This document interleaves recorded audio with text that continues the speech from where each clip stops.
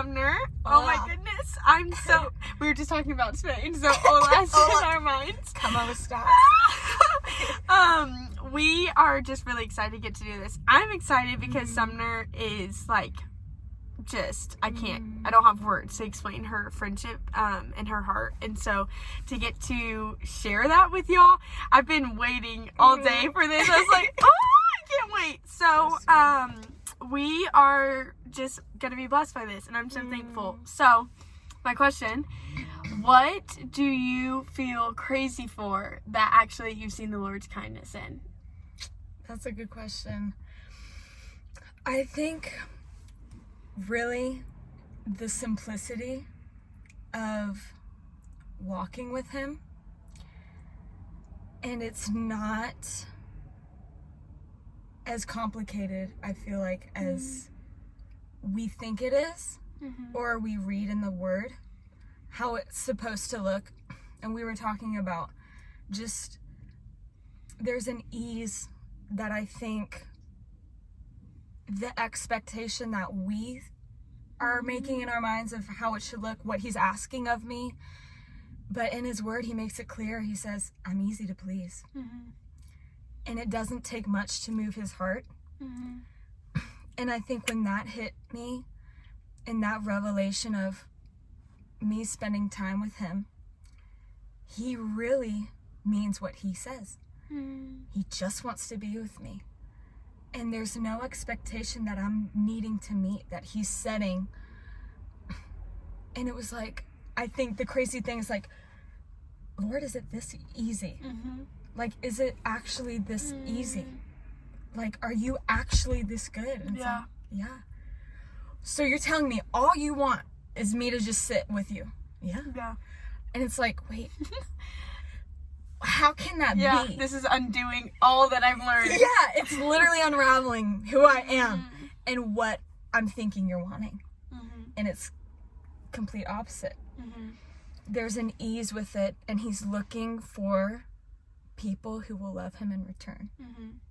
Not people who will do stuff for him out of, well, you tell me to obey you. Because he says, loving me you to obey my word. It's not flipped. It's not obeying me empowers you to love me. It's loving me when you hit that sweet spot, and it becomes literally, I'll die for you, Lord, because I love you. Then that causes me to obey whatever you ask me to do, but it stems from love. And so I think the crazy thing where it's like, what? Where he had to reteach me is, it's way more easy. It's way more simple than I feel like we make it up here. I'm reading a book, I didn't even tell you about this yet, called Abiding in Christ. It's literally born in 1895. This book is written, so it has stood the test of time. I know.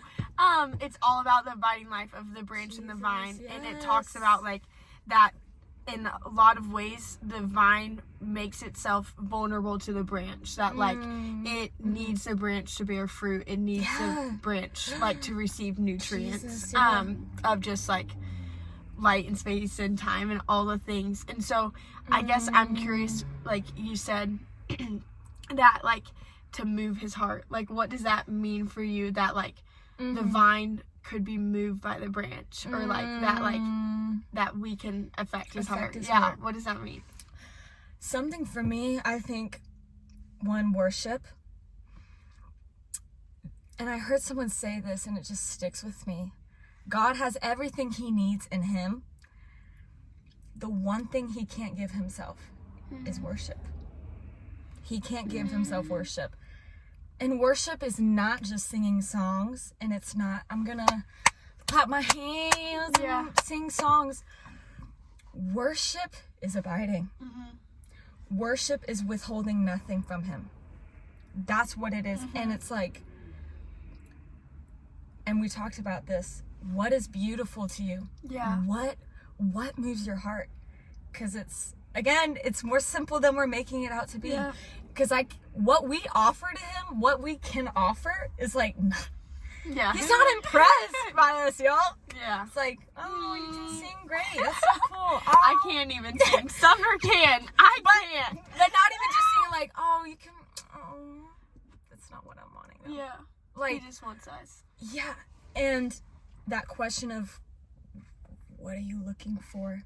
Mm-hmm. What do you desire? Yeah. And make me that. Yeah. And remembering, it's like that Martha and Mary story in the Bible. And Martha's like busy about thinking, oh, this is the right thing to do because I've got guests over. Yeah. I gotta maintain the house. And she gets annoyed and her flesh is irritated. Why? It's because like, her Mary, sister, you're not gonna help me? she's like, wow, girl, Yeah. you just neglected your own sis. Yeah. Thanks. I'm sweeping the floor and you're sitting at his feet. And he's like, I didn't ask you to prepare the house for me. I didn't ask you to clean. She chose the best thing, and it's not going to be taken away from her. And that's where I'm like, because it's easy to get in the cycle of checking off the list, doing things for him, thinking that's moving him. Yeah. Or that's making him want to come. Yeah. I think it makes us actually think that we're moving us. Like that we are getting to a closer, like, oh, if I can only Deeper be this, like this discipline with my faith or anything. And it's like, what I hear you say, and this isn't a condemnation because I've been the doer my whole life. Yeah. Like, oh, yeah, like learn one more thing I can do. Like, let's do it. But it's like, actually, there's so much freedom when we realize, like, it's not in the doing that he loves us and sees us with eyes of love. It's like actually in just getting to sit at his feet and be his daughters. So practically, what does that look like for you? Like undoing the doing in your life, because I think we've all been trained in a way to do. So like, what does that look like for you to learn to sit and be? I think really for me to learn how to sit and be is actually sit and be. Yeah. Like, yeah. For me to, it's like, how can you sit still? I actually have to sit still. Like, practicing. And really, I've gotten in this habit for a while now where the minute I wake up, the minute I open my eyes, I'm still laying on my bed. And I go, Lord, I lay my life on the altar. And I just start praying. The minute I wake up and I'm like in quiet time with him, and we were talking about this too, is asking him what he wants. And the simplicity of literally just sitting still. It's like because we have been wired in a way in our society of success looks a certain way. In order to be, known or whatever, you gotta have this and this accomplished, and I just reversed in the kingdom. It's reversed in the kingdom. It's like, again, if you want to live, you gotta die. If you want to be honored, you gotta be brought low. And I think it's like, for us to really know him, in order to know anybody, you gotta spend time with them. It's the same with the Lord. Again, it's simple. You want to know him, spend time with him. And really all he calls us to do is sit at his feet. Mary wasn't talking, she was just listening. And when we get to see him, all she's doing is sitting and looking and listening. That power of just beholding him. And I think that's freedom for the new believer. Like anyone listening that's like, this is new to me. It's like, okay, there's freedom in getting to experience the simplicity. That like, no, there's not doing. Like, actually, like, what sweetness it is to get to, like, start the relationship from a posture of stillness with him. Because now the pressure is off. There's no pressure of being available for God. There's no pressure on you. Like, oh my gosh, I don't know even where to begin.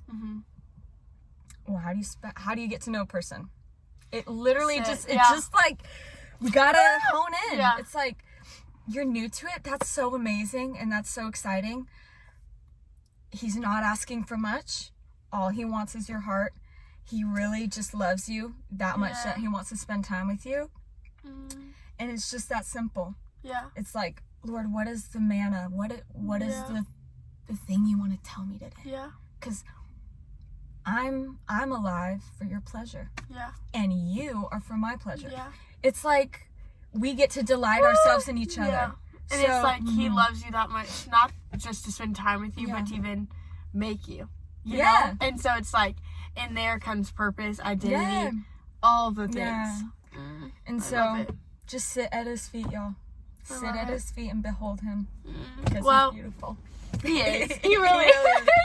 Well, if you have felt crazy this week, this is your sweet little reminder that you're not crazy. You're not, boo. No, you're just really loved and really human at the same time. And that is a journey. We were just talking like the process. Like, we're more impatient with it than the Lord is. Yeah. He has all the patience. Sometimes, like a lot of patience. Whoa, I don't know how you do that. Yeah. Literally. So, we love you, and we hope you have the best weekend. Happy Black Friday, actually. It is. Yeah. I never go Black Friday shopping. I do. We're opposites in that.